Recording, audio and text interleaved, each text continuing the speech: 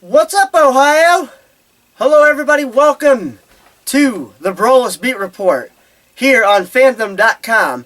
I am your host, Nick Broulis, and this edition of the Broulis Beat Report is brought to you by Fandom.com as well as Cafe 80s. If you're a person that loves 80s music and especially live 80s music, please feel free to check them out at thecafe80s.net or check them out on Facebook to find out where they're going to be the next time they have a show. Maybe it'll be near you.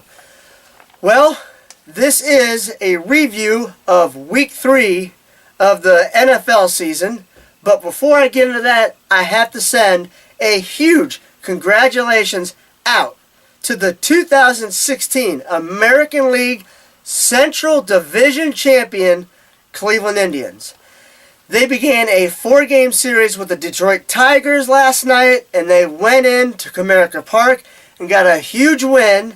It secured a playoff berth, and, as I just said, they have won the Central Division for the first time since, I believe, 2007.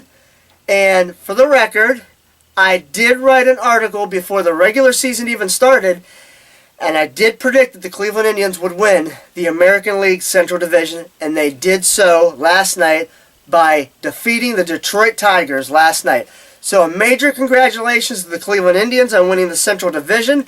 Now we wait and see who they will play. Of course, they're still playing to try to get a couple seeds higher to maybe get that home field advantage throughout the playoffs. And of course, since the AL won the All-Star game, the American League team will host the World Series. They will have home field advantage. So, congratulations to the Cleveland Indians on winning the Central Division. Now, back to football.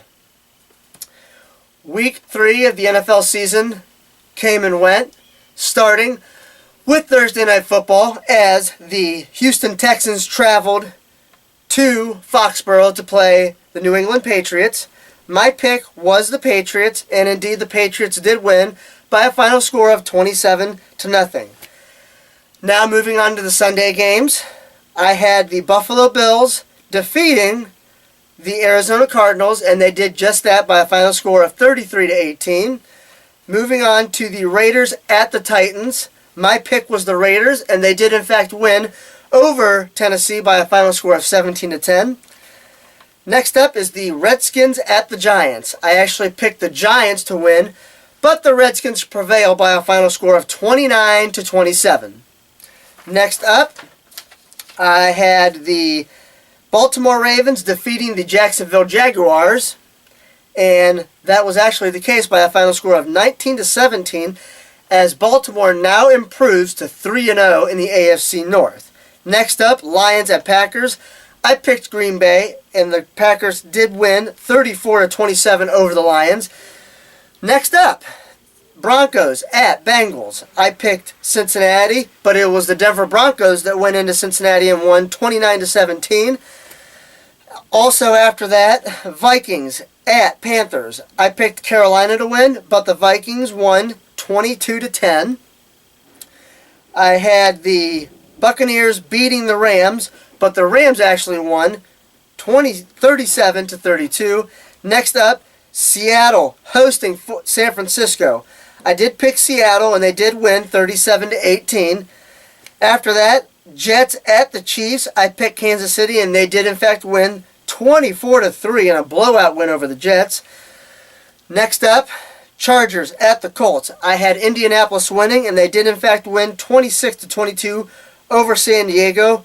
Next up, we would have the Steelers going to Philadelphia.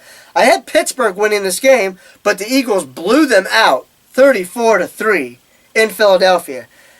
After that, the Sunday night game, Dallas hosting Chicago. I had the Cowboys winning, and they did in fact win 31-17 over Chicago. And the Monday night game, Atlanta visiting New Orleans. I picked the Falcons to win Monday Night Football over the Saints, and they did in fact win 45-32. And for my game, the Cleveland Browns traveled to the Miami Dolphins.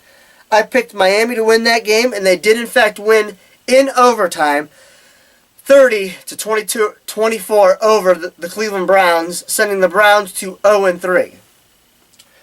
Couple thoughts on that real quick. It's tough when you've had a good field goal kicker for the most part since the Browns came back in '99 in Phil Dawson, and he's been gone for a couple years now. And all of a sudden now we have this new kicker, Parkey, come in, missed 3 field goals in the game, including the potential game winner at the end, wide left. My only thought on that is this. Number one, and I still haven't found out why didn't Hugh Jackson at least try to run 2 or 3 running plays up the middle of the field to try to get him a couple yards closer?